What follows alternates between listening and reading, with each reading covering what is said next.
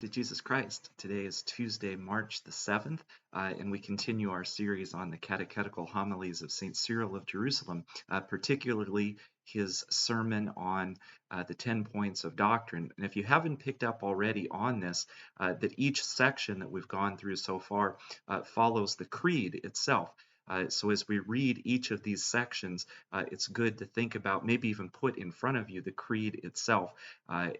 Yesterday we spoke of his burial, so we hear of that in the creed itself, that he was buried, and then on the third day he rose from the dead. And this is what we'll hear today about his resurrection. So here's from St. Cyril. But he who descended into the regions, Christ, beneath the earth, came up again. And Jesus, who was buried, truly rose again the third day. If the Jews ever worry you, meet them at once by asking thus: Did Jonah come forth from the whale on the third day? And has not Christ then risen from the earth on the third day? Is a dead man raised to life on touching the bones of Elisha? And is it not much easier for the Maker of mankind to be raised by the power of the Father?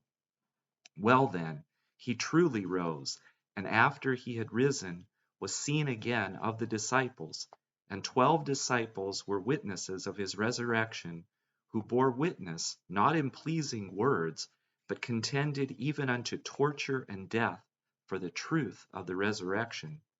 What then? Shall every word be established at the mouth of 2 or 3 witnesses from Deuteronomy, according to the Scripture? And though 12 bear witness to the resurrection of Christ, are you still incredulous in regard to his resurrection? And those are the words of St. Cyril. I can't help but add on to that, that there's the witness of the myrrh-bearing women as well.